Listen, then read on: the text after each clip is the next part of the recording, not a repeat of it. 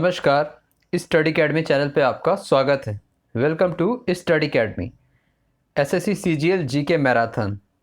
तो SSC CGL GK marathon का ये वीडियो नंबर 7 है। अगर आप चैनल पे पहली बार आए तो आप चैनल को सब्सक्राइब जरूर करें। किसी भी परीक्षा के लिए, स्टैटिक जीके और करंट अफेयर्स के वीडियो के लिए आप इस चैनल को सब्सक्राइब जरूर करें। वीडियो में क्या बताया जाएगा, एसएससी सीजीएल रिलेटेड जो जीके है, जीके मैराथन का वीडियो सेट नंबर 7 है। जो भी वीडियो सीरीज चलाई जा रही है इस चैनल पे, उसका ये 7वां वीडियो है। अगर आपने बाकी के 6 वीडियो नहीं देखे, उन सारे वीडियो को आप ज़रूर एक बार देख लें। आपके एसएससी सीजीएल जो परीक्षा होने वाला है उसमें काफ़ी हेल्प करेंगे ये जो भी कलेक्शन है क्वेश्चंस के। तो उन सारे वीडियोस का एक प्लेलिस्ट है, और जो भी हाल में वीडियो अपलोड किए गए उन वीडियो को आप ज़रूर देखें। तो चलिए वीडियो को शुरू करते हैं, और आप ये भी देखिए कि आप कितने क्वेश्चन सवालों को सही कर रहे हैं। तो GK marathon set 7 SSC CGL और एसएससी के बाकी परीक्षाओं के लिए काफ़ी हेल्प करेंगे। पहला सवाल है, मेघाच्छादित रात्रि की अपेक्षा निर्मल रात्रि अधिक ठंडी क्यों होती है? यानी कि जो साफ क्लियर नाइट है वो कोल्डर क्यों होती है क्लाउडी नाइट से? इसका सही जवाब होगा ऑप्शन ए, विकिरण। विकिरण क्या होता है? रेडिएशन के वजह से।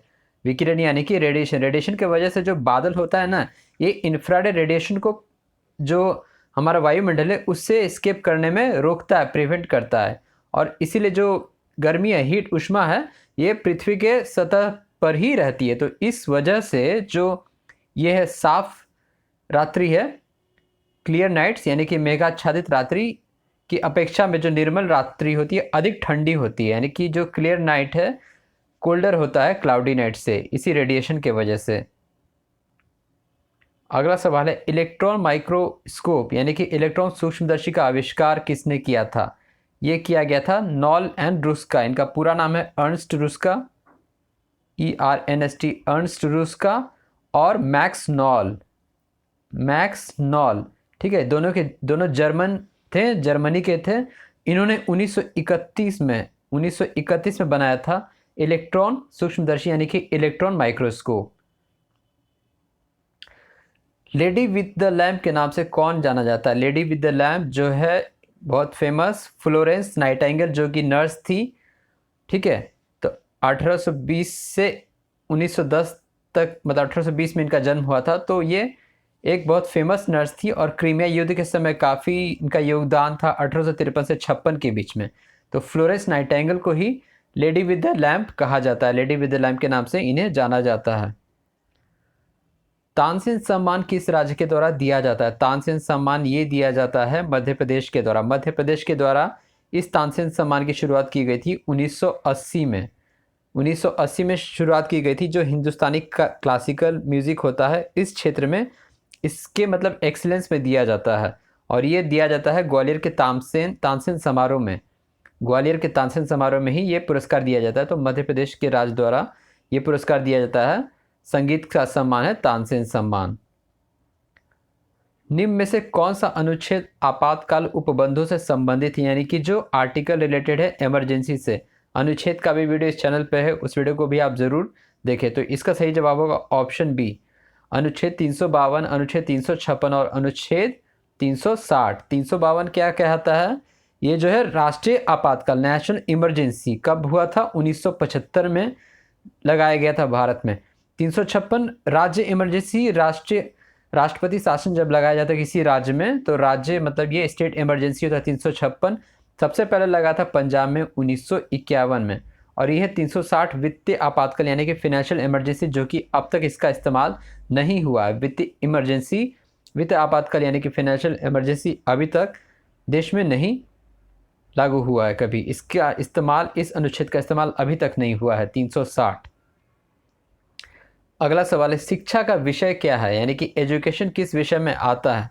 ये आता है समवर्ती सूची में, यानी कि कॉन्करेंट लिस्ट में। जो शिक्षा है, एजुकेशन, ये आता है समवर्ती सूची में। 3 सूची होती है, संघ सूची, यूनियन लिस्ट, राज्य सूची और समवर्ती सूची, कॉन्करेंट लिस्ट। तो शिक्षा आता है समवर्ती सूची में। अगला सवाल है, शिवाजी के मंत्री परिषद में प्रधानमंत्री को क्या कहते थे? तो ये कहा जाता था पेशवा। और दूसरा भी नाम था पंत प्रधान भी कहा जाता था। पंत प्रधान भी नाम दिया जाता था, और पेशवा भी। तो पेशवा कहा जाता है और त्रिम्बक पिंगले इनका पहला नाम था, जो सबसे पहले पेशवा थे छत्रपति शिवाजी के द्वारा जो नियुक्त किए गए थे। त्रिम्बक पिंगले ये पहले प्रधान थे छत्रपति शिवाजी के राजकाल में। और छत्रपति शिवाजी कब से कब रूल किए थे? 1674 से 1680 तक। अगला सवाल है, कनिष्क के समकालीन कौन थे? कनिष्क के समकालीन कौन कौन थे? इनमें से तीनों ऑप्शन 1 होगा, नागार्जुन, अश्वघोष और वासुमित्र। ये तीनों कनिष्क के समकालीन थे। ये तीनों एमिनेस्ट बुद्धिस्ट को फॉलो करने वाले थे। तो नागार्जुन, अश्वघोष और वासुमित्र ये तीनों कनिष्क के समकालीन थे। हंटर कमीशन का गठन किस जांच समिति द्वारा किसके लिए किया गया था? Hunter commission appointed by viceroy probe किस लिए किया गया था? बहुत फेमस क्वेश्चन है, जलियांवाला बाग त्रासदी के लिए। तो जलियांवाला बाग जो मैसेक्रे हुआ था 13 अप्रैल 1919 में, तो अमृतसर के जलियांवाला बाग में जो गोलियां चलाई गई थी जनरल डायर के आदेश पे, तो उस पे ही जांच के लिए और न्याय के लिए ये बना था Hunter commission, Lord William Hunter के नाम पे। और इसमें भारतीय मेंबर भी थे हंटर कमीशन में। तो जलियांवाला बाग त्रासदी को ये करने के लिए, केस स्टडी करने के लिए और इस पे जो न्याय था इसको करने के लिए ये बना था हंटर कमीशन।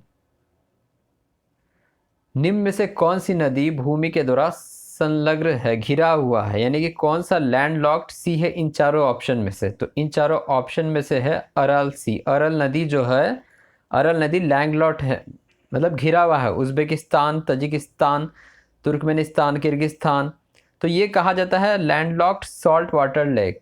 तो जो है सॉल्ट वाटर यानी कि लवणीय है, झील है, लवणीय झील भी इसको कहा जाता है लैंडलॉक्ड। तो ये है अरल सी।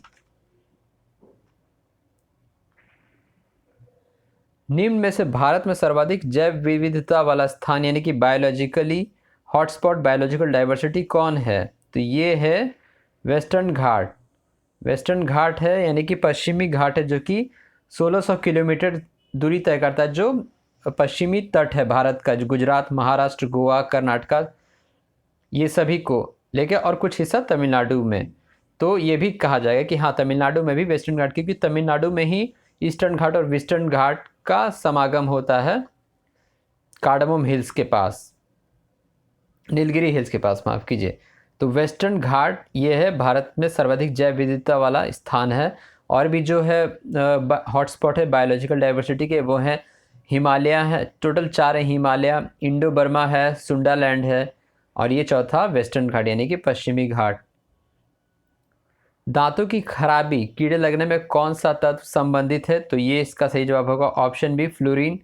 फ्लोराइड के वजह से ये जो खराबी होता है दांत में, टीथ डिसऑर्डर होता है। मनुष्य में जन्म के बाद वो उत्तक, जहाँ कोशिका विभाजन नहीं होता है, जो सेल डिवीज़न नहीं होता है, वो होता है नर्व्स, तंत्रिका। न्यूरॉन्स में किसी तरह का कोशिका विभाजन यानी कि सेल डिवीज़न नहीं होता है पोस्ट बर्थ। सिंटेक्स एरर को किसके द्वारा निश्चित किया जाता है? Determined syntax error are determined by, इसका जवाब होगा ऑप्शन बी, इंटरप्रेटर। तो इंटरप्रेटर एक तरह का कंप्यूटर प्रोग्राम जो सिंटेक्स एरर के सीक्वेंस को डिटरमाइन करता है, उसको जांचता है, निश्चित किया जाता है इंटरप्रेटर के द्वारा सिंटेक्स एरर को। लावनी किस राज्य का लोक नृत्य है? बहुत फेमस। तो लावनी ये है महाराष्ट्र का लोक नृत्य है। महाराष्ट्र में जो सिंगिंग डांसिंग के साथ ये लावनी डांस किया जाता है, तो ये लावनी जो है फोक डांस है, लोक नृत्य ये है महाराष्ट्र का। किस स्रोत से एस्पिरिन का उत्पादन किया जाता है? एस्पिरिन कैसे प्रोड्यूस किया जाता है? ये किया जाता है विल्लो बार्क यानी कि विल्लो के छाल से एस्पिरिन को निकाला जाता है। एस्पिरिन ये होता है, इसको जो सैलिसिन से होता है, anti non steroid anti inflammatory drug होता है एस्पिरिन, तो ये निकाला जाता है विल्लो के छाल से, विल्लो बार्क से। विटामिन ए को किस नाम से जाना जाता है? विटामिन ए को जाना जाता है रेटिनॉल से। रेटिनॉल को जाना जाता है विटामिन ए, और इसकी कमी से होता है रतौंधी, नाइट ब्लाइंडनेस होता है विटामिन ए, और आंखों की कमजोरी होती है विटामिन ए की कमी से। तो विटामिन ए को, इसका जो दूसरा नाम है कॉमन नेम इसको कहा जाता है retinol. IUPAC name of chloroform, chloroform का IUPAC नाम क्या है? तो ये है इसका सही जवाब ऑप्शन सी, ट्राइक्लोरोमीथेन। ट्राइक्लोरोमीथेन यानी केमिकल फार्मूला CHCl3, 3 क्लोरीन का एटम और एक CH एटम। तो ऑर्गेनिक सॉल्वेंट है, एक तरह का एनेस्थेटिक है, सीडेटिव यूज़ होता है। क्लोरोफॉर्म बेहोश करने में, फिर सुन्न करने में इसका इस्तेमाल होता है। तो ट्राइक्लोरोमीथेन इसका IUPAC नेम है क्लोरोफॉर्म का। परमाणु के उच्चतम ऊर्जा स्तर में स्थित इलेक्ट्रॉनों को क्या कहा जाता है, यानी कि highest energy level of atom electron क्या कहा जाता है? तो इसको कहा जाता है वैलेंस इलेक्ट्रॉन। तो जो आउटर मोस्ट ऑर्बिट में रहता है संयोजकता इलेक्ट्रॉन, वैलेंस इलेक्ट्रॉन का था, क्योंकि सबसे उच्च ऊर्जा होता है, हाईएस्ट एनर्जी होता है, सबसे ज़्यादा रिएक्टिव होता है और बॉन्ड फॉर्मेशन में यही जाता है। जो बॉन्ड बनता है केमिकल बॉन्ड, तो वैलेंस इलेक्ट्रॉन ही हिस्सा लेता है। तो इसीलिए जो उच्चतम ऊर्जा स्तर है ये होता है वैलेंस इलेक्ट्रॉन यानी कि संयोजकता इलेक्ट्रॉन में।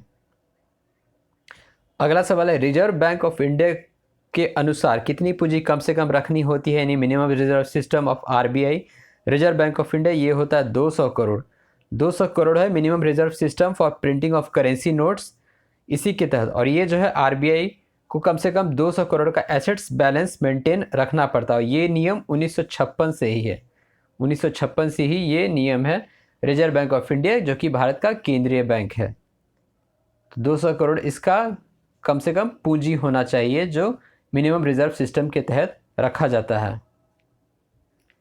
तो ये था SSC GK marathon video set number 7, और आप बाकी की वीडियो ज़रूर देखें। वीडियो देखने के लिए आपका धन्यवाद।